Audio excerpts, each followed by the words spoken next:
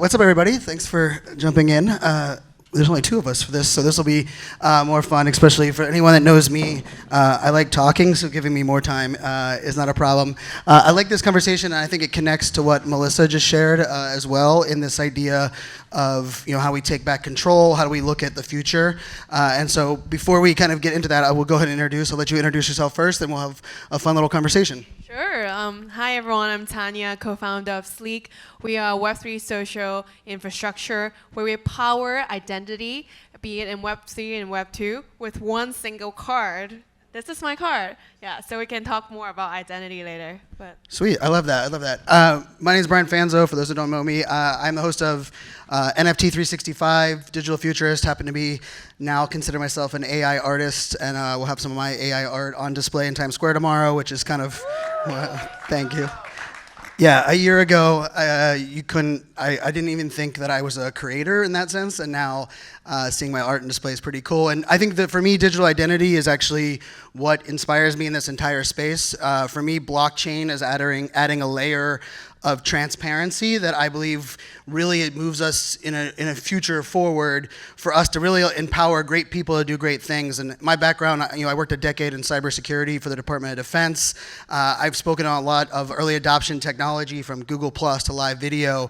And the problem with all of that is not only siloed data, siloed information, but it's also the fact that we've been programmed to give up our data for the last 15 plus years. And the problem is there's no one giving it back to us.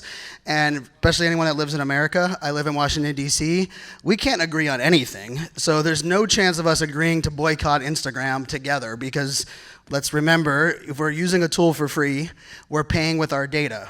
And the question becomes, how do we move that forward? So to me, digital identity is where this whole space moves to, and it's taking back control in many ways. And so I'm curious from your standpoint, and I love the idea of, we can talk tool, platforms, because it's important for us to think about, what does our online reputation look like in a world that adds transparency and where we control the data, not a platform or a company control the data. So I think to start off, what's your take on how are you guys looking at it from the standpoint of giving creators control and kind of embracing what the blockchain has to offer? I think digital identity right now, people think about it in a PFP, and then you use a profile picture on Twitter, on Instagram, or avatar in the metaverse, right? But actually, digital identity is way more than that. If we think about a real life identity, it's not just who we are or more factual stuff. It's about our upbringing, our culture, and and it's constantly evolving. So our digital identity should be the same as well, right? And it's not just an image and not a wallet address. It should be all sorts of data that combine together where you have control of it and it belongs to you. So in my perspective, I think number one, as you mentioned, you definitely need to have 100% control and own it. And then number two, you can do whatever you want. And if you don't want it, a certain part of it should be private, then it should be private. It shouldn't be you lost it and then that's it, right? And then I think number three is all about at the end of the day, creators right now are leading the way of identity. They create certain attributes and people feel it. That's why they buy into that profile picture and become the identity. But I think moving forward, everyone will have more say and control into how exactly the identity goes, right? Yeah, but what about you? I mean, I love this. I think something we have to realize is every digital action we take is part of our reputation and part of who we are. And even when we meet people in person, we often Google them first, right? Or we jump on LinkedIn to see their background and understand who they were. And let's face it, part of the crypto space that got out of control was that people were using their alias, using their, and kind of removing that element, right? So how do you build trust in a world where, we can't trust somebody, but we're not sure where they're at? And I'll tell you, for me, that matters in many ways. I know Spotty's in here, and Spotty took a hard line on something that matters a lot to him recently, was someone stealing and using his brand and reputation without asking for freaking permission in a Web3 world where we say we empower creators and artists. And there's a lot of people that talk about change, but there are things that we have to do to stand up for change. And I will tell you, Spotty, I tip my hat to you because you took a hard line, and that's not an easy thing to do. But for me, it's your reputation as we move forward as well. And I will tell you, as a whole, when we think about digital identity, I think we all have to think about if we can empower great people to do great things and we believe in great people, right now our online isn't setting us up for that. How do we set ourselves up for that is how every digital action should be ours. And you said about taking back control. You know, I am ADHD and diagnosed 10 years ago. My AI art is all about educating people on ADHD. And for the last 7 years, I've uploaded my Apple Watch data to my doctor. Now, Melissa knows this, Allison knows this. I had to sign 4,500 pieces of paper to make that initially happen.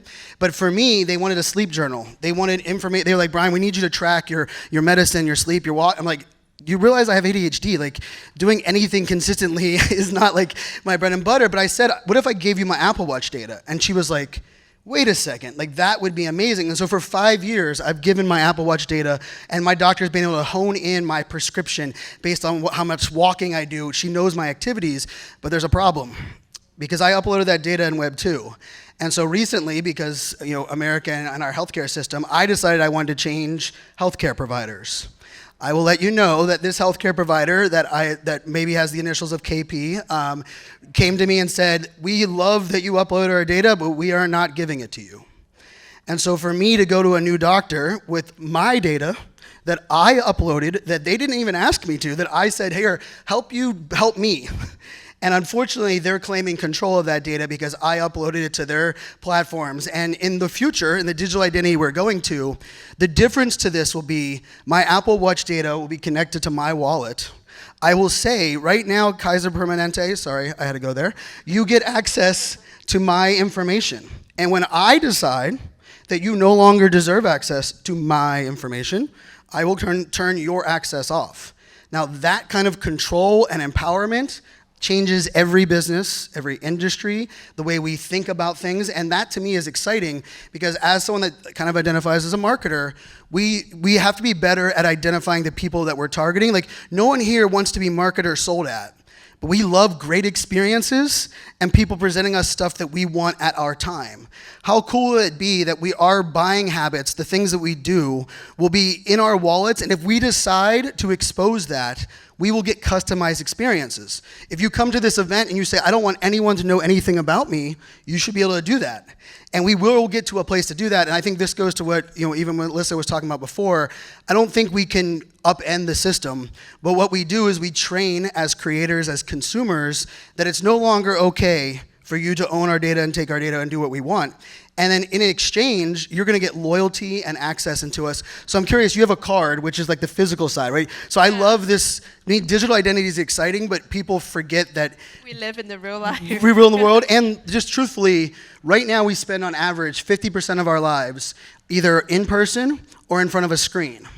And the beauty of this, I don't think we're going to add more screen time to our world, but we don't do a great job of actually prioritizing ownership in that 50% on the digital side. So I'm curious, how does the card play into that, connecting people, that physical world to their digital identity? Yeah, I think one of the main, actually how this even come about is because I've been to a lot of conferences, and I'm sure a lot of us have like avatar NFT, right? And then when people meet you, you'll be like, oh, you're the green monkey thing, right? Like, and then they call you or name by your Twitter handle, and people don't remember your real name anymore, right? So like the line between like physical and like digital is like blurring so much. And then I was like, I need a way to help me remember this. So this is actually like a card where it has your NFT, and then when you tap with people, you actually connect and show your real identity. So if you guys actually meet, you can like see the real face of that person, and then actually it helps you to connect and remember people. But I think one important thing is like, as you mentioned, right? Like as we spend like the line between digital and physical is blurring. We always need to remember we live in the real world, and how do we bring like what we do behind the screen back to the physical world. I think that's important. It's not just about like having experiences, but it's also about who we are. So, and then back to the point where, you mentioned like the permissionless world, definitely super exciting, but then I think it will take a lot of infrastructure work and the apps to be built before we can get there. And we also need to lower the barrier for people to enter Web3 and understand what even a wallet is. Otherwise, how do you even like control your data, right? So. And I think part of that education will come in also our understanding of what things are going to be soulbound token and Web3. And we also have to remember adoption is not an easy thing. I see Jody's here. I was tweeting and posting on Instagram about if you scan our badges as speakers, it's redirecting that QR code to a speaker landing page with my links. I will tell you, as a full-time keynote speaker for 10 plus years, getting events to embrace technology at that level has taken a long time for us to get that. And I really like that when someone scans, they don't just get a link to my Twitter account, they get more of my identity, and we're moving towards a place where we're going to have much more than just the things that we voluntarily, right? Right now it's like, hey, these are my current social platform. But where digital identity is going, and what's what excites me, is when you click on that, it's going to connect your digital identity to the information that I've shared publicly, and it's going to serve you up what makes sense to you. And so maybe because I'm someone that talks about ADHD and dyslexia, and I do a lot in the mental health space, maybe you are more in that space, and it's going to serve you up that information, right? And I think this idea where it's not only data that we put out, but it's also all of the other data, right? Yeah, and that's exciting, right? Yeah, I think and that that's how we changes the game. connect, right? Correct. Like that's how what like make deeper connection between two persons is finding the mutual like interest point or data. I'm curious your take to this. So like one of the things I'm excited, in this world of, I think every business is in the business of trust. But how do we convey trust? And one of the things that I love to put out there is that 81% of the people that have listed on LinkedIn that they went to Harvard never went to Harvard. 81%. I believe they said at one point there's 12 times more people that have on Harvard that graduated in 2005 than Harvard even holds on campus for that year.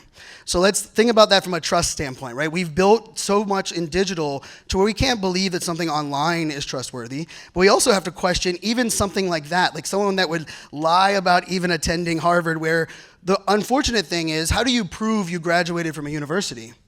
It's a physical piece of paper, and anyone that's I don't know where my piece of Hell paper no. went. And like anyone that deals with universities, Brian's in here, I mean, that's a nightmare. But imagine the day that you graduate, your wallet has your diploma attached to it with the hash from the university.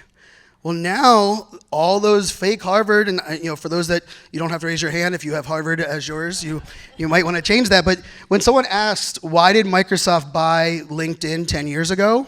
It's for the future of this.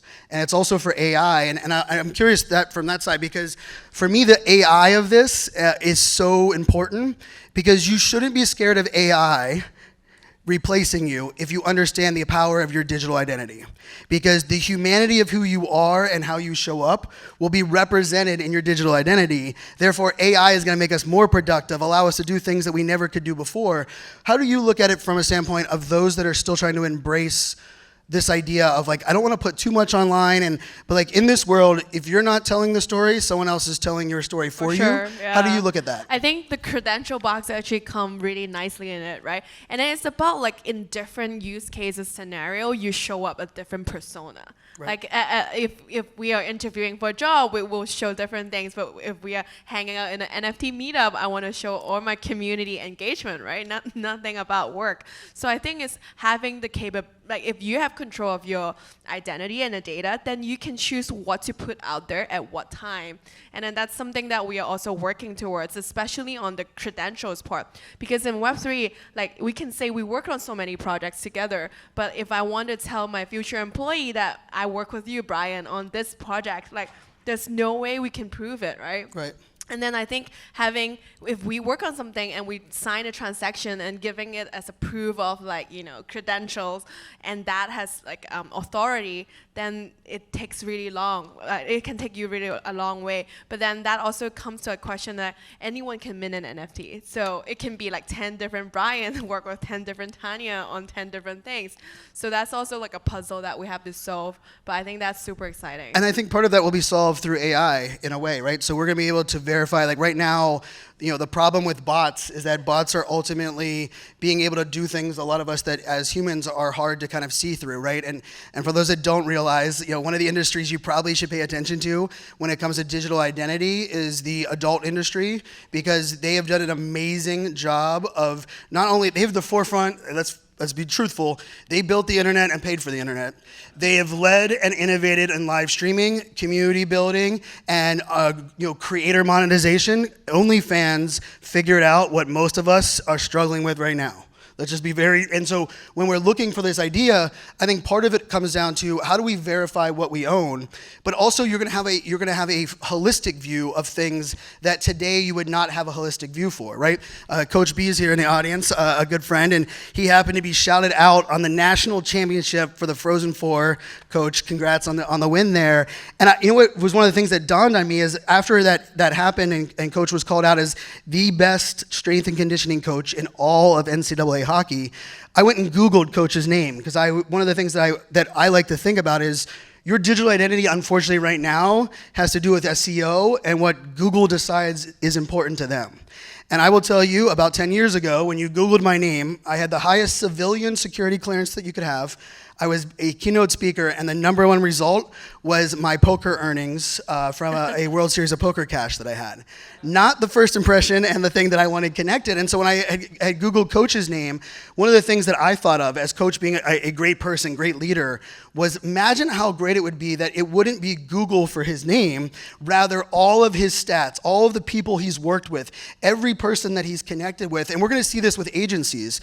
When an agency comes in and gives you their portfolio, the portfolio of the future for digital identity won't be I worked with Disney when they really worked with like the side company of the sister company of the agency that used to work with Disney, and they say that. They would actually say, here is my identity for my agency, and these are the brands that I've worked with a verifiable NFT that shows on this date we accomplished this. And I think the people that should be scared of this movement for digital identity for creators, if you've been faking it till you make it, you've been selling rainbows, unicorns, and BS, and if you are someone that isn't willing to kind of stand up and realize that who I am matters a lot. And so I'm curious from, for those that like are looking at this from a creator perspective, right, the creator side, the other side of it is what is in it for brands or the platforms if we're taking away this control?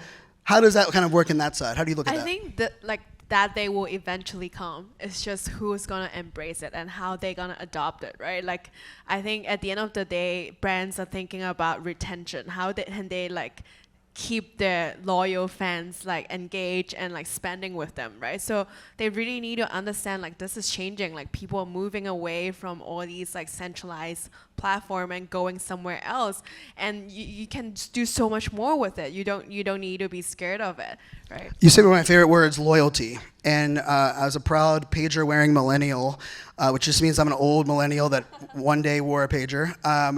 The millennials and Gen Z do not have less loyalty.